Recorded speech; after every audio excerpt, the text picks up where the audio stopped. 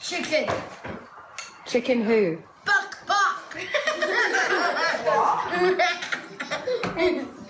That's rubbish. Knock. Who's that? 85. 85 who? Doctor! This is Ollie, my son.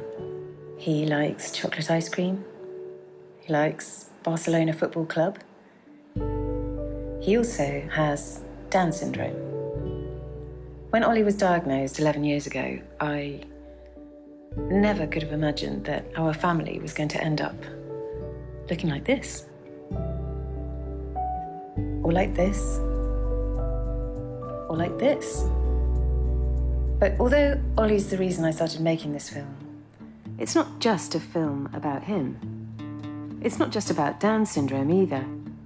It's a film that asks the question, what kind of society do we want to live in? And who do we think should be allowed to live in it? And if that all sounds quite heavy, then don't worry, there is also some interpretive dance. And I should probably warn you at this early stage, I've never actually made a documentary before, so no, it's going to be fine. It's going to be absolutely. Hold on to your hats, people.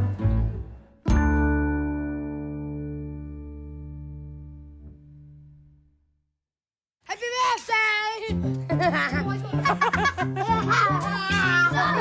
birthday! Oh, Ollie! Happy birthday!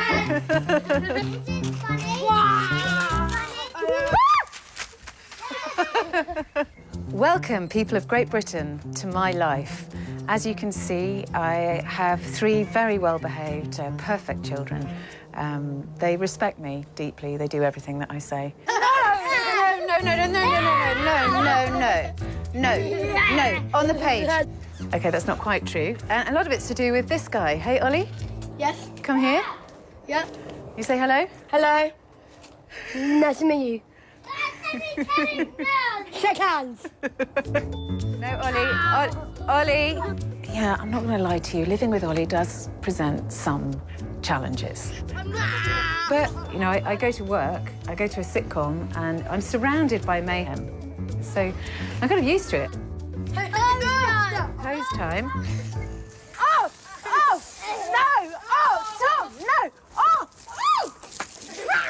Amazingly, I'm not the only one who thinks this isn't a disaster. A majority of people with a Down syndrome family member are really happy with their lot. I was expecting tragedy, but I got comedy. And that, my friends, is where our story begins. Hey, guys! OK, to be more precise, it's here where our story actually begins. Every year, around 500,000 pregnant women come to a place like this to see their baby for the first time. Is the heart beating there? The body? You can see the hands. I've come to King's College Hospital in London to meet some women who are having their 12-week scan. So how are you feeling now? I'm excited. Yeah. Seems more real now. Today's the day when mothers find out when their babies are due and whether they're growing normally. Right. It's also the day when doctors first test your baby for Down syndrome. How old are you now? I'm 40. You're given a probability that's calculated by measuring the baby and the hormone levels in your blood. It's a bit like gambling odds, and getting bad odds is seen as devastating news. The white line shows that as a woman gets older, her chances go up. Because you're now 40, when you came in the room, your risk was up there. From the measurements that we have taken, your risk has gone down from 1 in 69 to 1 in 301. Okay. This is so far. The odds went down, didn't they? Yeah, they did, yeah. I'm a geriatric mum, as they call it, so I want to be sure. Yeah. I want to have all bases covered. I will leave you. Thank you. Thank you very much. Very nice meeting you. Thank you. Okay. In the last 10 years, the number of people terminating for Down syndrome has gone up by 40%. Now, 9 out of 10 British women terminate when they receive a positive diagnosis. Of course, I have a biased opinion because I have a child with Down syndrome who I love more than life. But my big question at the beginning of this is, what's so very dreadful to the world about Down syndrome? So I was going to ask Professor Nicolaides about that. Professor Nicolaides is a fetal medicine expert and has been developing more effective screening tests for the last 25 years. Would you mind telling us more about why Down syndrome has been focused on? From my point of view, the essence is that there is a demand, and we believe that the main objective is to provide women with information. I have learned over the years that for some people, having a baby with Downs is an intolerable event. All I want to make this programme for is to say, you know, it's really not a catastrophe. Why is everybody behaving like it's a catastrophe? Whether they have the wrong perceptions of what the condition is, or the system has not emphasized to them the goodness that can come from having a baby with Downs, I do not know. But it is a fact. It is associated with mental disability. And, importantly, they live for very many years. So if we think of it as a burden to the family or to the society, it is a burden that is going to last for a long time.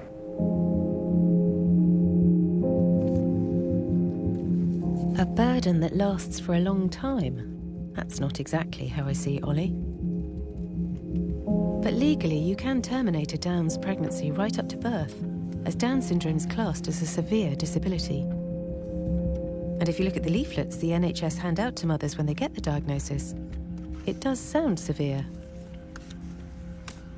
I mean, you know, complications, heart problems, gut problems, hearing problems, vision problems, thyroid problems, dementia. I think that just makes you frightened. A medical description will only list all the possible things that could go wrong. And it's not then compared with the list of all the possible things that could go wrong with a typical person. I mean, how would you describe yourself? Are you a chromosomally typical? Are you neurotypical? I'm a neurotypical person with 46 chromosomes who had childhood asthma and who has a family history of glaucoma. Does that describe me? To me, Down syndrome is much more than a list of possible health problems. But that's because I know Ollie. But what actually happens inside his cells that makes him different? In every cell, there are meant to be 23 pairs of chromosomes. But somebody who has Down syndrome has an extra copy of chromosome 21. Chromosomes contain information that makes us who we are. So if you have an extra one, it means you develop differently. There are some common features like being a bit smaller than average, having a smaller mouth so your tongue may stick out, almond-shaped eyes, and some level of learning disability. But not everyone looks the same or is affected in the same way. Just like all of us, there's an endless variety. Well, not endless. There are now only 40,000 people with Down syndrome in the UK. But not everyone chooses to screen. And I'm about to meet a mum who's consciously opted out of the system. So, do I talk to you and say, here we are at the house? Or is that like through the keyhole? That's a bit like through the keyhole. We're just going to go off, like, Au Naturel. Au Naturel, OK.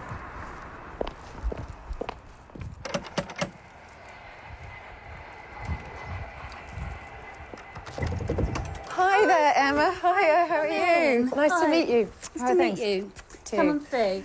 So I can't help noticing that you're pregnant. How many weeks are you? 28 and a half weeks. 28 and a half weeks. The GP told me they'll want to screen me nice and early to make sure this baby doesn't also have it. How are you? It's different for everybody. For me, I don't feel like the screening would really tell me that much. I have experience of having a child with Down syndrome. So I did ask right at the beginning for my midwife to put on my medical records that I've declined screening and I don't want it to be discussed again. I went in to see a consultant at the hospital and straight away, first question, what are you doing about screening? So I said, well, actually, I've asked for it to be put on my notes that I don't want to discuss it anymore. And she said, yes, I did see that, but I wanted to talk to you about it anyway. It's hurtful. You know, I love Scarlett. She's amazing. Why wouldn't I want another child exactly like her? I hate the word screening. I know. I chose to have the tests, but I just thought best to be prepared so that then I've got the right teat in and I've got the hospital expressor and all of those things. Now, because I know the attitude of the medical profession, if this baby does have Down syndrome, almost to protect ourselves, I don't want them to know that, so that they can't then... Oh, that's so interesting. You are choosing not to know, not because you would do anything with that information, but to protect yourself from the doctors. Yes. Who you feel would harass you. It totally comes from their really lack of understanding of what it's actually like to have a child with Down syndrome. Yeah. Yes. Obviously, not all doctors are like that. But it's a bit worrying if there are some mothers feeling pressure from medics to change their minds. If someone always keeps asking you something, it's going to shake your resolve, isn't it? So, let's say let's act out a little drama, because I'm also a screenwriter. Yeah. Okay, so we have person one. Happy pregnant mother. This lady is called Françoise. And Françoise is moving to England, and she has met, he looks cool, doesn't he, like Raoul. She's met Raoul. They're in a bar, they've got drinks and biscuits. So Françoise says, oh, Raoul, you are English. It's very exciting to meet you. I am moving to England. I would like to move to Kent. Raoul goes, Kent? She goes, yes, what? He goes, Kent. She says, but I like castles, I like tomatoes, I like all the greenery. Kent, are you sure? Kent? Yeah, why, what's the problem with Kent?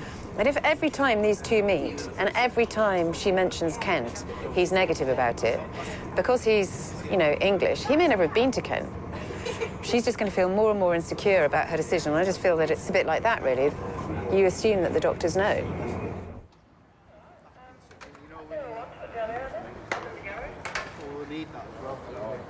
The grand irony, of course, is that all this focus on screening is happening when people with Down syndrome are achieving more than ever before. This is a whole pretend street. Yeah, what's up, mate? Britain's most famous pretend street, Coronation Street. And I'm here to meet Liam Bairstow, who's an actor with Down syndrome, who's just landed a 6-month contract, and they're just filming over there, so I might be quiet. Okay, here we go then, guys. Stand by, please. And action. You're right. She's lost her mind. She's fallen for a Scotsman and she's heading for the Highlands. Can I buy you a drink? Make it a large one. Let's get drunk. No need for that. And we cut there. That's great. Well done, you chaps.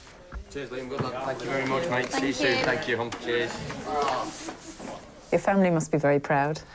Every time I watch Coronation Street with my mum, she can't stop crying. It's like every single time I'm on TV, she embarrasses me, like saying, oh, look at my baby son. I'm like, Mum, will you pack it in? Do you feel that people see your Down syndrome first, or they see you as an actor first? They see me as an actor. And how's it going? Really well. Fantastic. Do you love it? I love it here. Part of my dream is getting like an award. Yeah. And probably get a girlfriend out of it and all. Which would be decent enough. That's all I want, really. An award and a girlfriend. Yeah. That's all I want, really. Just like Leonardo DiCaprio. The opportunities that Liam now has are no accident. They've been hard won. People with Down syndrome weren't even allowed to go to school until 1970, and not allowed in mainstream school until 1981. Today, Ollie and I are meeting one of the people who helped pave the way for this to happen. We're going to meet Sue Buckley, who is... her name may not mean anything to you, but she is actually a giant in the field of Down syndrome, not just in the UK, but globally. She's done so much to change the lives of people with Down syndrome. And Ollie's not that excited currently because it's about 5 in the morning. But,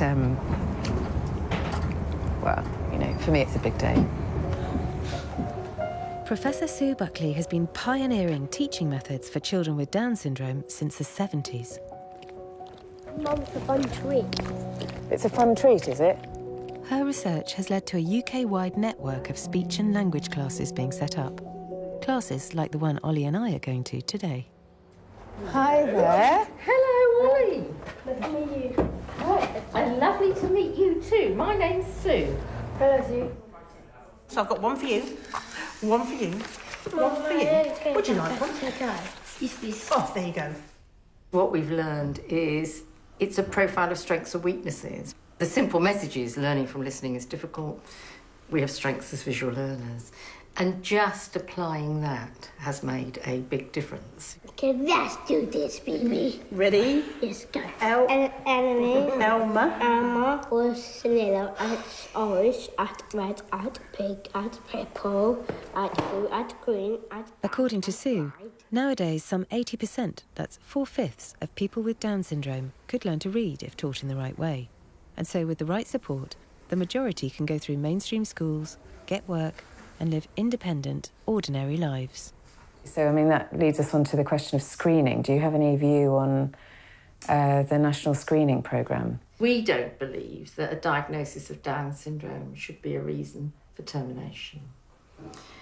Nobody's discussed it with adults with Down syndrome, many of whom can now read, understand the issues and realise that as a group, there's a large proportion, particularly the medical community, who think their lives aren't worth living. But there was never and has never been a public ethical debate. Because I think there definitely ought to be a debate. I'm amazed to hear that 30 years ago the government just decided to introduce screening for Down syndrome with no public discussion. It was the very same time that Sue's research was making inclusion possible. Morning, Ollie. Morning. How are you? Good. Nice to see you. Since then, it's become commonplace for people with Down syndrome to go to mainstream school. But the science of screening has also been developing. And some are saying it's at the point of threatening the very existence of the Down syndrome community. So what's about to happen with screening? Goodness me, I'm so glad you asked, Claire. Well, at the moment, if you're an average UK mother, let's say you're 30, your baby grows, it becomes a raspberry, and then it becomes a grape. Now, at about between 11 and 13 weeks, you go for your scan and you have some blood tests. Now, you're going to recognise this procedure from earlier in the programme. This is a pretty good screen.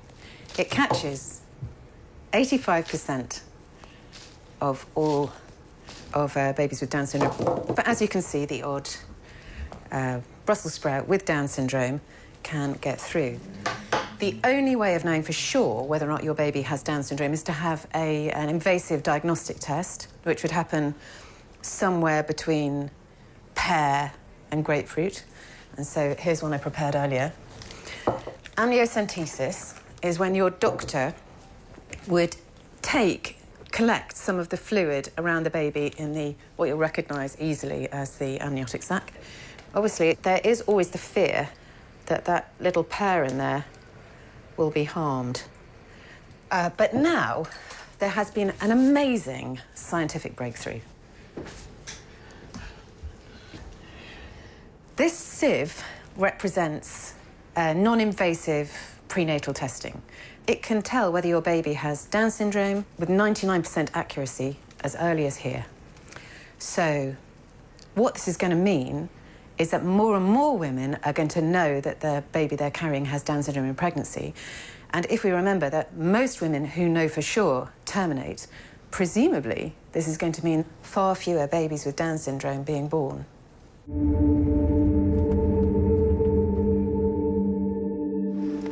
The new non-invasive prenatal test was announced to be rolled out last week.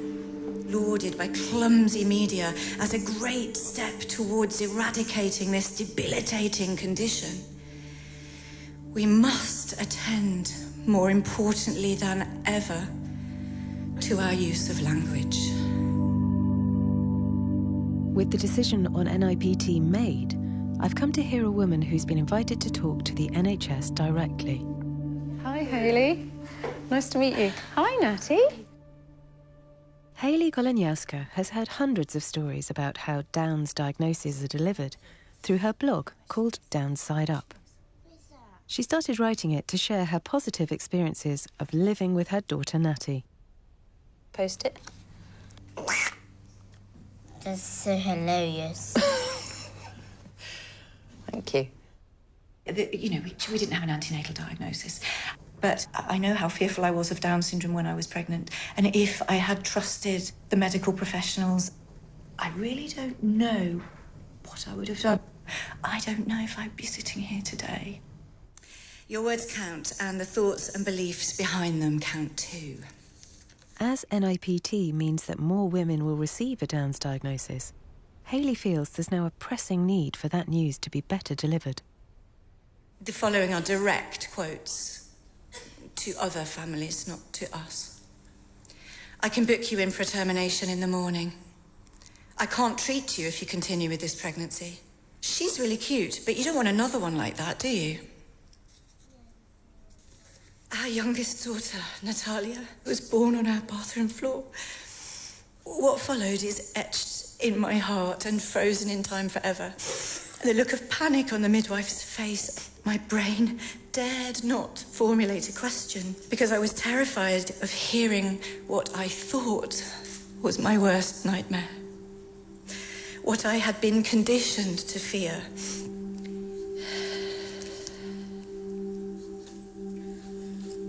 Our community midwife wept. And there was no need to be sorry.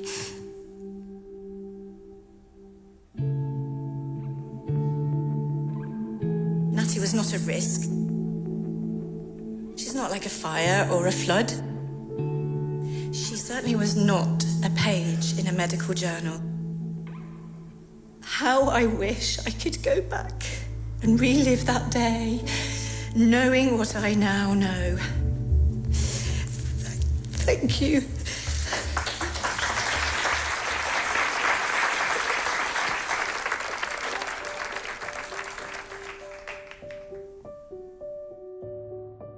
Well, that certainly had an impact.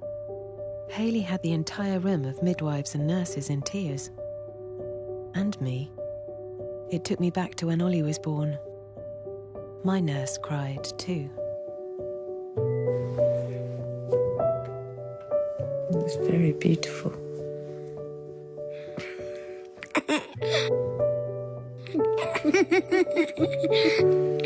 It wasn't until 10 days after Ollie was born that we got our diagnosis. Ollie? Yes? I love being your mummy. Meh. But I've spoken to other mothers, and whenever it happens, before or after birth, the feeling of shock is pretty universal. What Hayley's made me realise is that it's such a sensitive time too. How that news is delivered to you, and crucially what information is given, must have a bearing on what women decide to do next.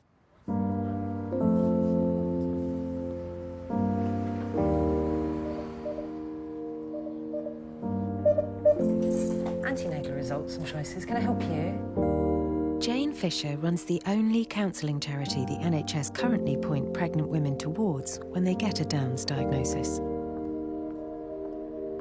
They're likely to be fielding more and more calls as the new test is rolled out. How educated are your helpline counsellors about Down syndrome? I wouldn't pretend for a moment. We've got a small helpline team of 4 of us, and I wouldn't ever pretend, and we wouldn't pretend, that we are absolutely up to date with what living with Down syndrome means in all its aspects. So let's say to you, I'm worried about how the learning disability is going to affect this baby. What do you then say to me?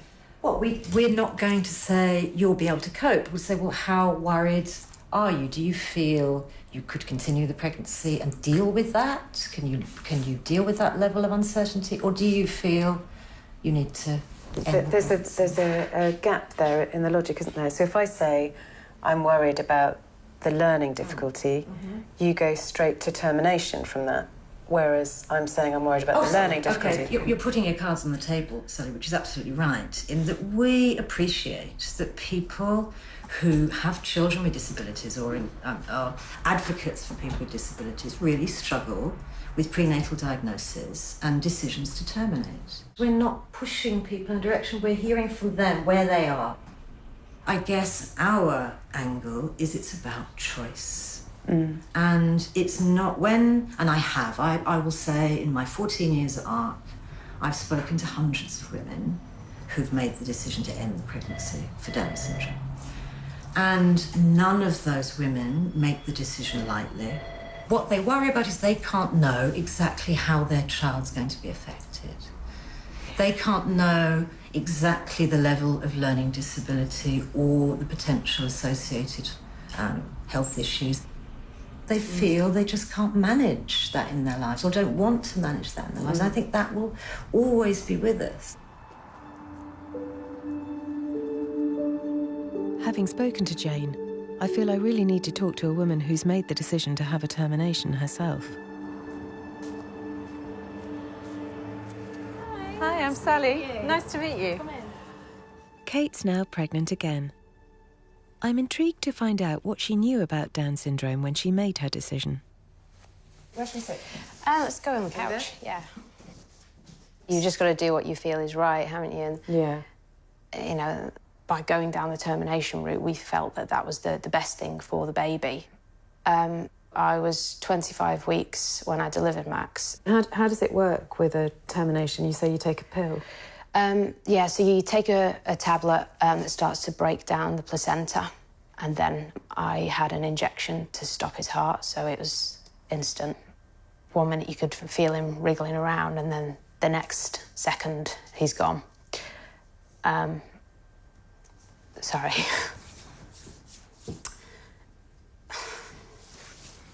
Got me too. Got me too. It's not an easy subject to discuss, goodness me. You're incredibly brave to discuss it. Do you feel that you had an informed choice about this? You had as much information as you needed? Yeah, rather than the clinical research and a doctor saying this is what it'll look like. What I was more interested in was family stories, so we looked at clips on YouTube and read news articles and things like that. There were blogs by mums and stuff. So you kind of see some of the difficulties that people are going through. There was one woman that her 5-year-old's still not walking, and he's very heavy, and she's having to deal with him having fits everywhere.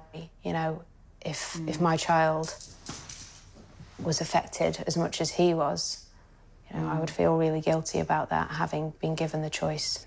There were only a very few kind of stories at that level. There's loads of positive stuff out there, and it was the positive stuff that kind of really threw me.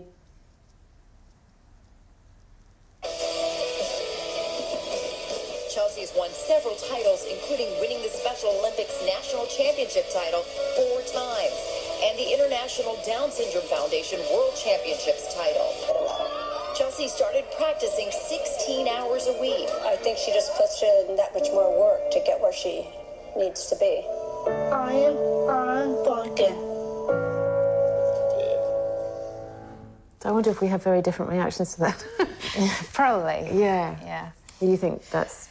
See, it's very inspirational, and she should be, so proud of herself. She's worked so hard to get there, but it was that kind of made me realise how much harder they have to work to kind of reach their goals. That's not what I want for my son. Even the best-case scenario isn't potentially what I want for my son. And, I don't... Do you mind if I ask you the really difficult question? Go on. So you think her life would have been better not happening? No, not at all. I believe it's every parent's choice to decide what's right for their child. I don't believe it's wrong to bring Down syndrome children into the world. She's got a great quality of life. She's loving life. She's at the top of her game. No, I don't believe that's wrong at all. It's just not what I would want for my child. she's a reasonable woman, and she's right. She's right that the choice is hers. She's right that the choice is hers. She's right that opportunities for people with Down syndrome are limited. She's right that bringing up a child with Down syndrome requires more effort and more engagement.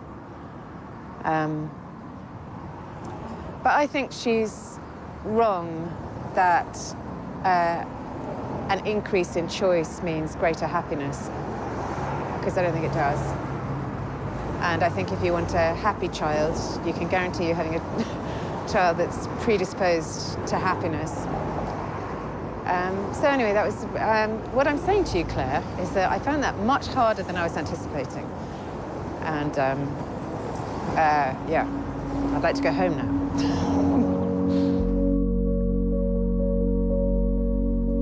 Kate didn't want a child like mine. That was difficult for me to hear. The thing I seem to be coming up against is this idea of choice. I chose to screen with all 3 of my children. With Ollie, I was given a 1 in 10,000 chance of him having Downs. But back then, if you'd asked me whether I could cope with a child with a disability, I'm not sure whether I would have said yes. Now I'd say that having him in my life has changed me and my family for the better. And that makes me question whether choice is always the wonderful thing it's cracked up to be.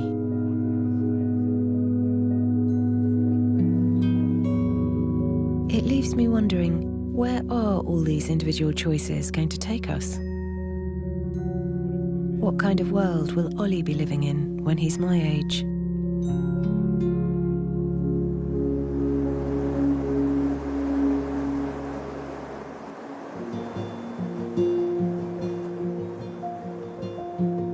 From what I understand, the new Downs test, NIPT, is just one small corner in a huge new field of genetics.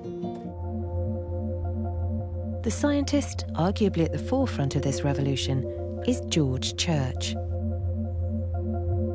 He pioneered the method used to sequence the first human genome, and over his 40-year career has become known as the godfather of genetics. I might leave my toy microscope I bought for my child in the car, because that might look like I'm not a serious person. I've come to Harvard Medical School in Boston to meet him. Maybe he can tell me whether science does, or should have, any morality. You know, we're making this film about Down syndrome in the Yes. prenatal screening program. It seems that there's going to be many, many more things that we're going to be able to screen for in the very near future. So I don't know how, I mean, the genie's out of the bottle. I don't know how one even begins to create ethics around this kind of thing. Well, ethics changes from year to year. You know, I'm sure that if you had talked about the 1 million people a year that die in cars back at the turn of the century, we might not have cars now, because that would be an unacceptable outcome. With Down syndrome, I don't think it's so much of Genie being out of the bag as just parents who exert their will. And that depends on what they see on television. In other words, if they see lots of happy family with Down syndrome kids, then they might say, hey, I want that. But I think that if anything, it goes the opposite direction. People will not only choose the way their child will be, but when the child grows up, the child will change themselves genetically. And it's unlikely that a child will say, hey, I'd like to be a Down syndrome kid. What do you think the future holds for us? It's all about education. Yeah.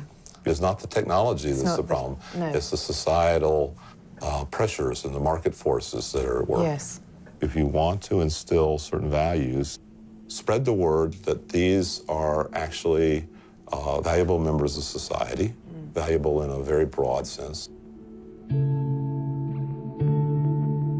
I'm here today not only to make a case for Down syndrome, but to spread the idea that all lives matter. Actually, I've made contact with a person who's already been telling the world just how valuable life with Down syndrome is. It is not a disease. You can't catch it from anyone. It is just something that happens. Her name is Karen Gaffney, and she's the world's best-known advocate for people with Down syndrome. But with the godfather of genetics words ringing in my ears... Oh no, I'm crying again. There's just more riding on this meeting than I thought. It feels that, like, even if this particular encounter isn't life and death is hanging around in the air. You know, that maybe there'll be someone who watches this programme who decides to have a baby they wouldn't otherwise have had, or maybe there'll be someone who watches this programme who might have had the baby and decides they won't. It all just... I've got an overactive imagination, basically. Karen and her mum Barbara have agreed to meet me before I leave Boston. Hi. Sorry, I was staring out the window. Hi there. Hi. Nice to meet you. I'm Sally. Hi, Sally. I'm Barb. Hi, Barb. Hi. Hi there. How are you, Karen? How's your son Ollie doing? Oh, thank you. He's doing all right. You've swum the channel. Yes, I have. That must have been horrible. Yes. Yeah. And have you had good response from that TED Talk? I have, yeah. Yeah. I mean, I can't see how anyone could watch it and keep very bigoted ideas of Down syndrome. You had done such an amazing job. I think she was able to... change minds. Change minds and change hearts and just at least get people to question. Yeah. When did you realise you had Down syndrome? Do you remember what age you were, or...? I think I was between 6 and 7 years old when my mom told me I had Down syndrome. Yeah. And how it just takes me longer to learn things than it does other people. Because I wasn't quite sure whether to tell Ollie or not, or whether to tell his brothers. Mm-hmm. And I started off thinking, well, I just want it to be normal, so we'll tell them. And then my husband said recently to the youngest, who's 4, he said, Ollie just finds it difficult to understand sometimes, and he gets angry. And the little one said, like you, Dad. That's great. And it's like, yeah, you know, we all find it difficult to understand sometimes, and we all get angry sometimes. And this is what humanity is all about. Yeah. They're blended into the fabric. Yes. They're all part of the fabric of humanity, not separate. And I think that's what we need to see. I think Barbara's dead right. Of course, not everyone with Down syndrome is as high-achieving as her daughter, but they're all people. They're all part of the fabric of humanity. The thing to do now is to show that. And that is why I have decided, in my immense wisdom, that we should put on a Down syndrome flash mob in central London. Yeah. What could possibly go wrong? Anyone free next Saturday? And able to dance? Actually, dancing ability, not crucial. You came! Thanks so much for coming. I'm terrible at it. I'm going to be much worse than all of you guys.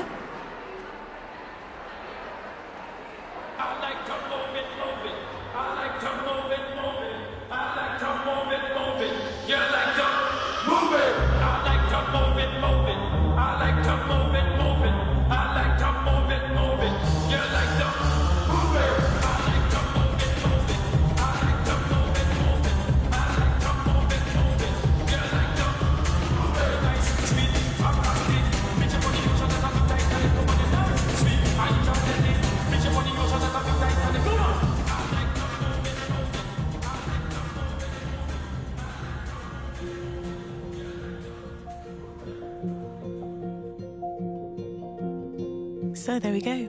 It's the end. You made it. I promised you some interpretive dance, didn't I? If we're heading towards a world where we choose more and more who gets born, I feel like we really need to think about what it is that we value. And as our powers of choice get greater and greater, who are those people that society might leave behind? there's great value in things not being perfect. There's a crack in everything, that's how the light gets in. And the imperfections are where humanity is most visible.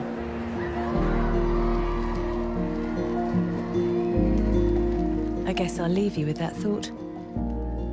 Something to chew on anyway. I love you, Mum. I love you too. I love you so much.